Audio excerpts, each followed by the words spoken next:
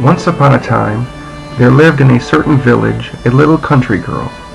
She was the prettiest girl that was ever seen. Her mother loved her very much, and her grandmother loved her very much too, and spoiled her with nice things whenever she could. Her grandmother had made for her a little red hood to wear when she set out riding. She looked so good in her little red hood that soon everyone began calling her Little Red Riding Hood. One day her mother had made a pie and said to her, "Go, my dear, and see how your grandmother is doing. I hear she has been very sick. Bring her this pie, and visit with her a while. I'm sure she would be very happy to see you, and it might even make her feel better." Little Red Riding Hood left immediately to go to her grandmother, who lived in another village. As she was going through the woods, she met a very large wolf, who had at first thought about eating her up right then and there, but he dared not, because there were some men nearby in the woods chopping down a tree. If the little girl started to scream, they would certainly hear and come rushing over with their axes. Instead, he asked her where she was going. The poor child, who did not know that it was dangerous to stay and talk to a wolf, said to him, "I am going to see my grandmother, to bring her a pie for my mother, and visit with her for a while." "Does she live far off?" asked the wolf. "Oh, not really," answered Little Red Riding Hood. "It is just beyond that hill right there, the first house in the village." "Well," the wolf said to himself, "maybe I'll go and see her too. I know a little shortcut through the woods, and I'll get there before her." The wolf ran off as fast as he could, taking the shortcut he knew.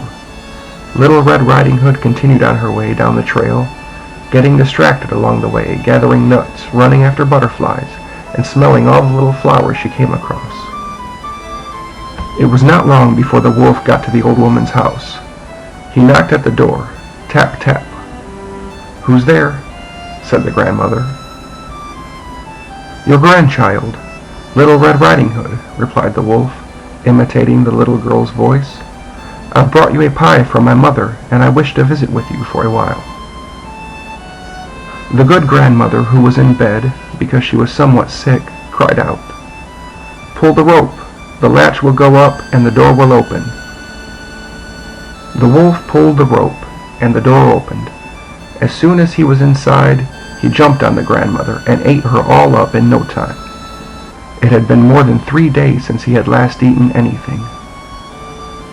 He then shut the door, put on the grandmother's clothes, and got into her bed. There he waited for Little Red Riding Hood, who came a few minutes later, and knocked at the door. Tap, tap. "Who's there?" said the wolf, this time trying to imitate the grandmother's voice.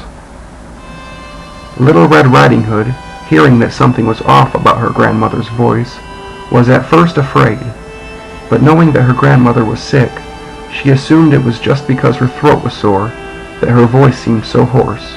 She answered, "It's your grandchild, Little Red Riding Hood.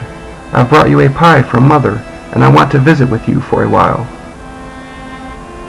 The wolf cried out to her, softening his voice as much as he could. "Pull the rope! The latch will go up, and the door will open." Little Red Riding Hood pulled the rope, and the door opened. The wolf, seeing her come in, said to her, hiding himself under the sheets, "Put the pie from your mother on the table, and come and lie down with me." Little Red Riding Hood got undressed and got into the bed, where, being greatly amazed to see how her grandmother looked in her night clothes, she said to her, "Grandma, what big arms you've got." "That is so that I can hug you better, my dear," said the wolf. "Grandma, what big legs you've got." "That is so that I can run better, my child." "And Grandma, what big ears you've got." "That is so that I can hear better, my child." "Grandma, what big eyes you've got." "That is so that I can see better, my child." "Grandma, what big teeth you have got." "That is so that I can eat you up." And, saying these words, this wicked wolf fell upon Little Red Riding Hood and ate her all up.